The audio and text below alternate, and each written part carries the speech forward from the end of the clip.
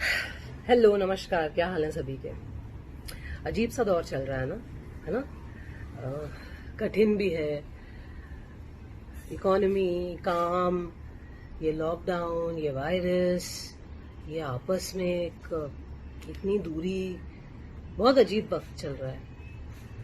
और साथ में अगर ऐसी ट्रेजेडी हो जाए, ऐसी घटना हो जाए जो आपको बिल्कुल डरा दे, जो आपको बिल्कुल अंदर से ना एक बिल्कुल खौफजदा कर दे, तो और डिप्रेसिंग माहौल हो जाता है। मैं ऑफ कोर्स आप जानते हैं कि इसका संदर्भ सुशांत सिंह राजपूत के संदर्भ में मैं ये बात कर रही हूँ। लेकिन मैं मेंटल इलनेस और सुशांत के बारे में उन्होंने ऐसा क्यों किया, इस बारे में मैं कोई टिप्पणी नहीं देना चाहूंगी, क्योंकि मैं नहीं जानती थी कि उन्होंने ऐसा क्यों किया। इसलिए मैं उनको वो रिस्पेक्ट, वो डिग्निटी जरूर देना चाहूंगी, क्योंकि हम सब उनसे बहुत इंस्पायर्ड थे। टीवी के वो एकमात्र ऐसे शख्स थे जिन्होंने टीवी से निकलकर इतना बड़ा मकाम हासिल किया अपने लिए। ना सिर्फ बहुत उम्दा कलाकार किए, बल्कि बहुत कलाकार कह रही हूँ, उम्दा किरदार किए, बल्कि बहुत बहुत बहुत उम्दा प्रोजेक्ट्स किए। जितने उन्होंने अलग अलग प्रोजेक्ट्स किए, मेरे ख्याल से बहुत सारे टीवी एक्टर्स ख्वाब में सोचते हैं कि यार ऐसा एक प्रोजेक्ट, ये मेरा ड्रीम रोल है। उन्होंने तो कई सारे किए ऐसे।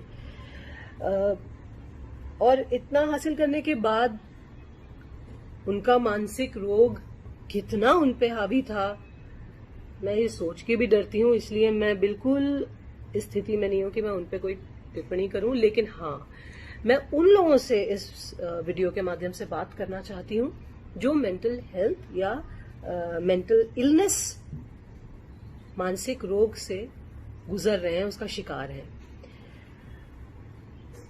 ये बहुत छोटे लेवल से स्टार्ट हो जाता है, बचपन से स्टार्ट हो जाता है। A child can be mentally ill, a child can be his mind can be corrupted. दिमाग की परतों में कई बार ऐसी मैल जम जाती है जिसे साफ नहीं किया जाता। वो जमती रहती है और फिर एक खूबसूरत, टैलेंटेड, एक स्किलफुल दिमाग को पूरा मटमैला कर देती है। मानसिक इलनेस यही होती है। बचपन में पता है, हॉस्टल में मुझे हॉस्टल में डाल दिया गया था और मेरा बचपन पूरा हॉस्टल में बीता है। लड़कियां रैगिंग करती थी, रात को उठा के बोलती थी, go get us something to eat, beg borrow और स्टील। तब मन करता था जान दे दो। घर से बहुत प्रेशर आता था कि नंबर लाओ, पढ़ाई करो, वरना जिंदगी में कुछ नहीं होगा, फेलियर हो जाओगे। रिलेटिव्स, ये वो लोगों से कंपैरिजन होता था कि उसको देखो, शर्मा जी के बेटे को देखो, फलाने को देखो, तुम ऐसे हो, तुम ऐसे हो। मन करता था जान दे दो। अभी मैं देख रही हूँ कि हर कोई आपस में लड़ रहा है। एक तो कुछ भी होता है यहाँ हमारे देश में, या अच्छी चीज होती है तो लोग आपस में लड़ने लगते हैं। कोई दुर्घटना होती है, कोई ट्रेजेडी होती है तो लोग आपस में एक ब्लेम गेम करके जो चला गया है उसके साथ खड़े हो जाते हैं। लेकिन जो लोग हैं, जो गुहार लगा रहे हैं या जो बात कर रहे हैं, अपनी बात कहना चाहते हैं, उसको खूब ट्रैश करते हैं, लड़ते हैं, हेट, ब्लेम, ये सब शुरू हो जाता है। और हर चीज हमारे देश में पॉलिटिकल हो जाती है। कुछ भी हो, किसी के घर में कोई खाना बने तो उसका भी श्रेय या उसका दिस थिंग पॉलिटिक्स हो जाता है। और मैं ये कहना चाहती हूं कि जब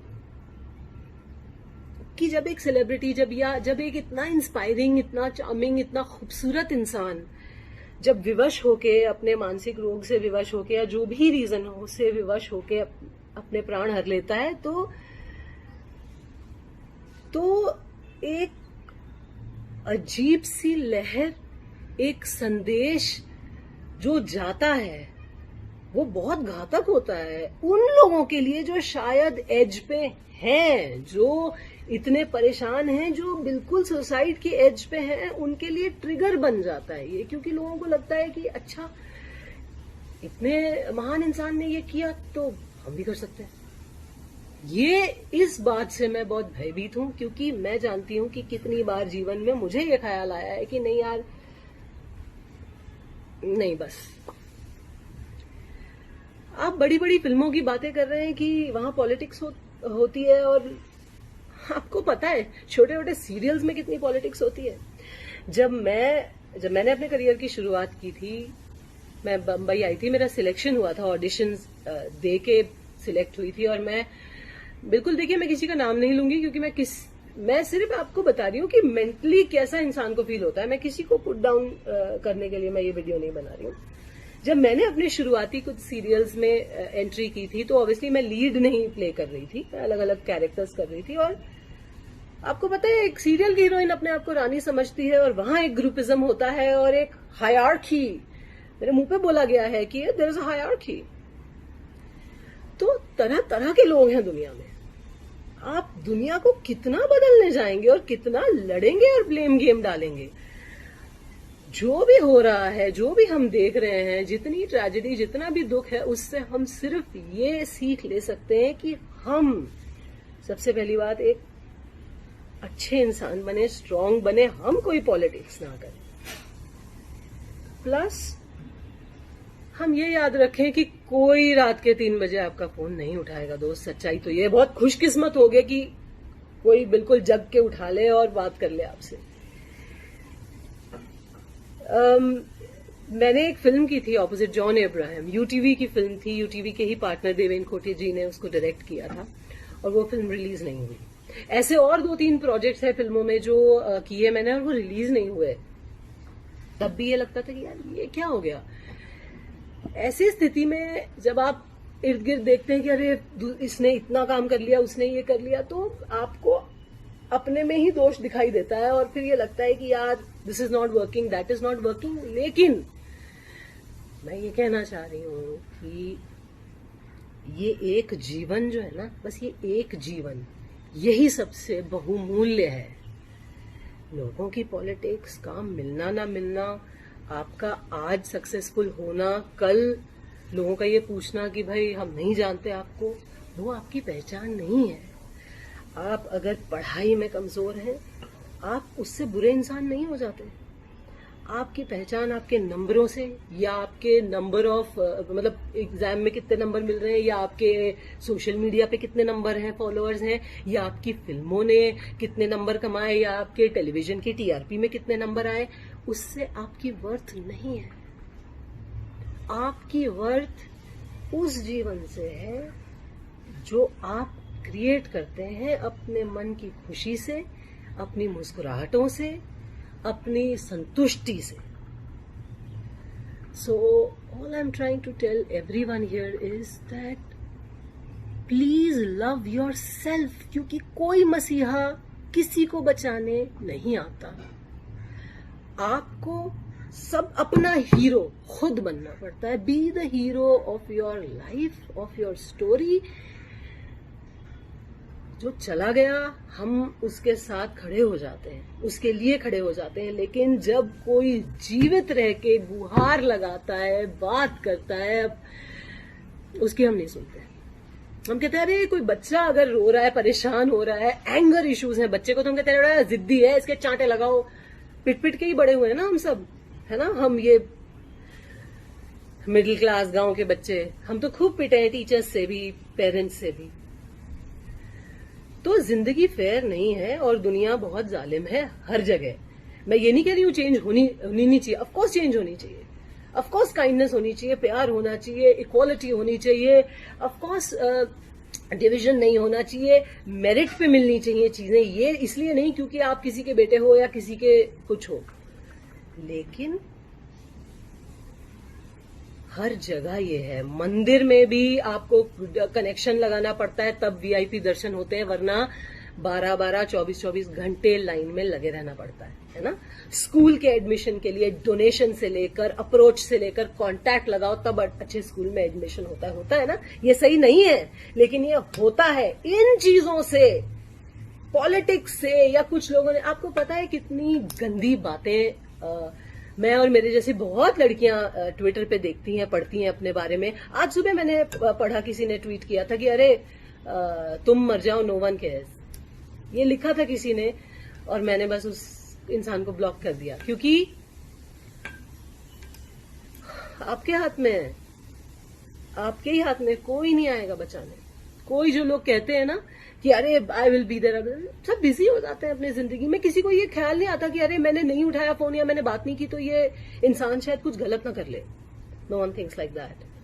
B the hero of your life, be strong, love yourself. अपने से ऊपर किसी को समझना नहीं, अपने ऊपर हावी मत करना किसी को, लेकिन छोटे बड़ों के आगे प्रेम और स्नेह समेत झुकना जरूर है ना, लेकिन घुटने मत टेकना। Never give up, never, because ये दुनिया वर्थ इट नहीं है कि आप अपनी जान दे दें। तो प्लीज कोई भी लोग अगर स्ट्रगल कर रहे हैं, जूझ रहे हैं, मैं इतना ही बोलूंगी कि मैंने ये सारी फीलिंग्स महसूस की है और मैं उसमें से उबर के आई हूं।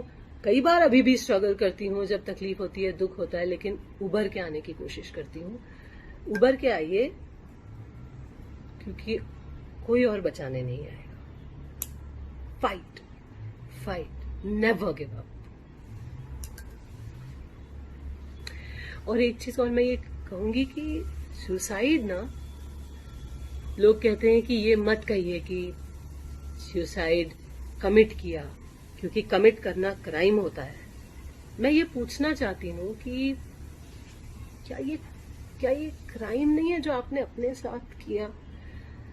अपने किसी रोग में घिर कर आप उस रोग को मारिए, खुद को नहीं। उस रोग को मारने की कोशिश कीजिए, हेल्प लीजिए, प्रोफेशनल हेल्प लीजिए, मगर इतने सुंदर व्यक्तित्व को खत्म कर देना तो एक क्राइम ही हुआ ना। प्लस जो रोते हुए बूढ़े माँ बाप रह गए पीछे, उनको इतना रुलाना क्राइम ही तो हुआ। या जो भाई बहन, जब कभी उनका जीवन नॉर्मल नहीं होगा, वो रोज एक डर से उठेंगे कि यार हमें कोई कमी, वो अपने से पूछेंगे कि हम में कमी थी जो हमारा प्रियजन, वो क्राइम नहीं है क्या? जो एक संदेश आप अपनी हत्या करके दूसरों के दिलों में छोड़ जाते हो, जहां लोग बस अटकलें लगाते रह जाते हैं, क्या ये सही है? सही नहीं है ना। मत करना ऐसे, मत करना। You are not alone, everyone is fighting mental illness. किसी के दिमाग की परतों में मैल ज्यादा होता है, किसी में कम। बस यही वेरिएंट है कि भाई इंटेंसिटी का फर्क है। Fight, just fight. और बस मैं ये कहना चाहूंगी कि जो लोग इस चीज के साथ अपना उल्लू सीधा कर रहे हैं, वो हैव अ हार्ट, मत करो।